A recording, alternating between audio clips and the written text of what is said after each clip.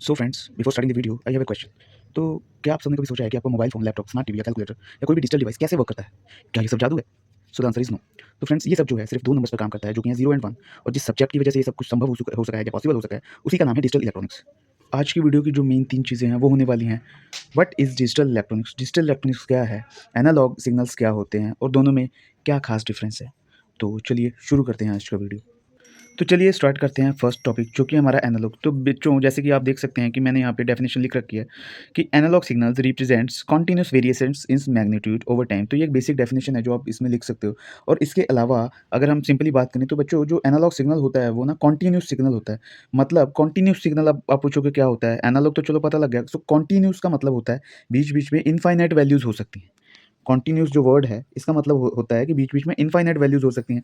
तो जो इसका ग्राफ है बच्चों, वो कुछ ऐसे बनता है, साइनसॉइडल वेवफ़ॉर्म की फ़ॉर्म में, ठीक है? तो यहाँ पे आप देख सकते हैं कि अगर इसको हम टाइम वर्टिस मान लें, मतलब यहाँ पे हमारा टाइम है, ठीक है? जैसे आप देख सकते हैं, और यहाँ पे हमारा कुछ भी हो, लाइक वोल्टेज, करंट या एनी कोई भी सिग्नल फ़ॉर्म हो, तो अगर हम देखेंगे तो अलग-अलग टाइम इंस्टेंट के लिए अलग-अलग वैल्यू है इन सब चीज़ों की। ठीक है? तो अभी मैं अगर आपको एक छोटी-सी सिंपल सी एग्ज़ाम्पल दूँ, तो मेरी ये आवाज़ जो आप सुन पा रहे हो, तो मेरी आवाज़ में जब मैं कुछ भी बोल रहा हूँ, तो साउंड वो वेव जो है स्मूथली ऊपर-नीचे हो रही है। तो आप इसमें देख रहे होंगे कि साउंड वेव ईज़िली स्मूथली ऊपर-नीचे हो रही है, एकदम से कोई वेरिएशन नहीं आ रही, या आप बोल सकते हो कि सडन कोई जंप नहीं आ रहा।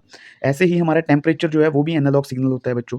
कैसे? क्योंकि टेम्परेचर भी अब आप देखते होंगे कि धीरे-धीरे हमारी, अगर हमको बुखार चढ़ता है तो हमारी बॉडी का टेम्परेचर धीरे-धीरे चेंज होता है। ऐसा तो नहीं है कि पहले वो 98 था, एकदम से 102 हो गया। टाइम के अकॉर्डिंग धीरे-धीरे हमारा जो टेम्परेचर है वो चेंज होता है।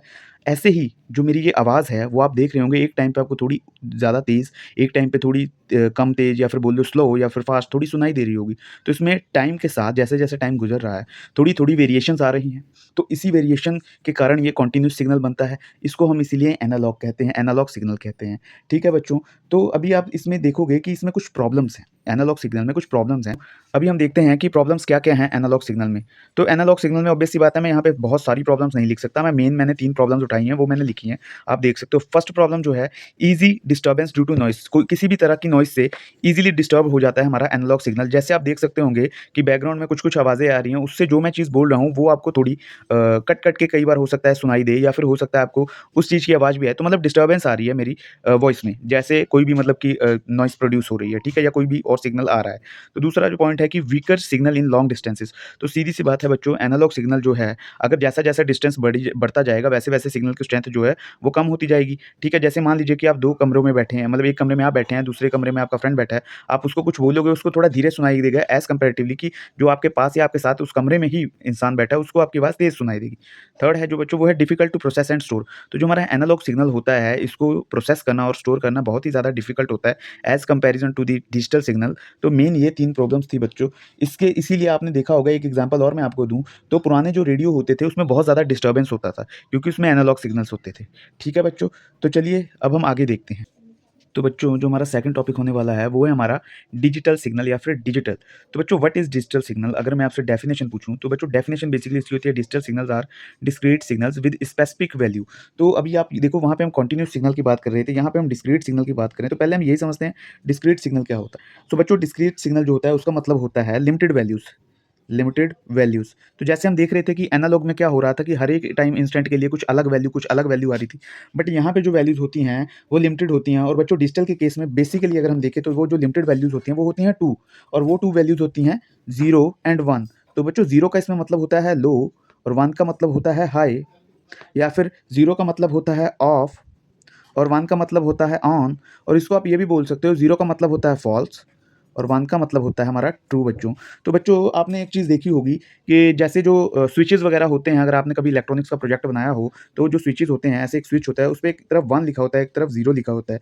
तो आप उससे भी समझ सकते हो कि 1 हम जब 1 की तरफ करते हैं तब वो ऑन हो जाता है, जब हम 0 की तरफ करते हैं वो ऑफ हो जाता है। वो यही दर्शा रहा है 2 वैल्यूज़, फिक्स्ड 2 वैल्यूज़, या तो 0 या तो 1।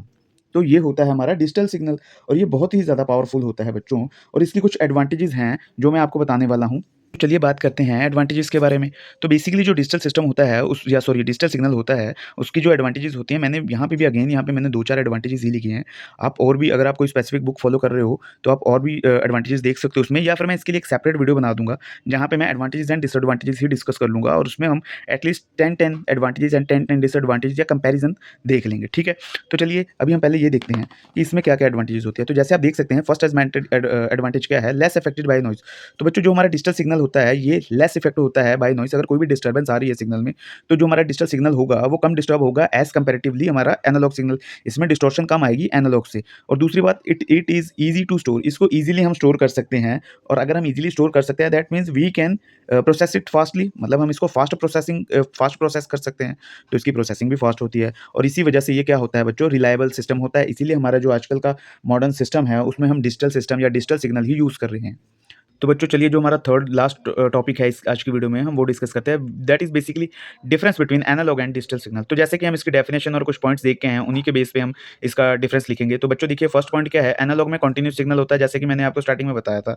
डिजिटल में डिस्क्रीट सिग्नल होता है। ऐसे ही एनालॉग जो होता है वो नॉइज़ से जल्दी डिस्टर्ब हो जाता है, इसलिए ये नॉइज़ सेंसिटिव है, बट डिजिटल जल्दी डिस्टर्ब नहीं होता, इसलिए ये क्या है, नॉइज़ रेजिस्टेंट है, ठीक है। और थर्ड क्या है कि जो हमारा एनालॉग होता है उसमें कॉम्प्लेक्सिटी होती है प्रोसेसिंग में, बट वहीं डिजिटल में ईज़िली प्रोसेसिंग हो जाती है। इसी के साथ जो हमारा एनालॉग होता है उसमें हमको ज़्यादा बैंडविड्थ चाहिए ट्रांसमिशन के लिए, बट डिजिटल में हमको कम बैंडविड्थ चाहिए ट्रांसमिशन के लिए, सो लेस बैंडविड्थ रिक्वायर्ड, ठीक है। और फिफ्थ पॉइंट हमारा क्या है कि जो हमारा ओल्ड कम्युनिकेशन सिस्टम है वो हम यूज़ करते थे एनालॉग में, ठीक है। और डिजिटल को हम यूज़ करते हैं मॉडर्न कम्युनिकेशन सिस्टम के लिए।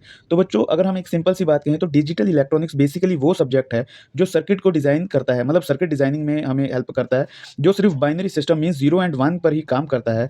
और यही बेस है हमारे computers, micro processors and communication systems, या फिर हम बोले आजकल के जितने भी मॉडर्न कम्युनिकेशन सिस्टम है या डिजिटल कम्युनिकेशन सिस्टम है, उन सब का बेस हमारा डिजिटल इलेक्ट्रॉनिक सब्जेक्ट ही है बच्चों।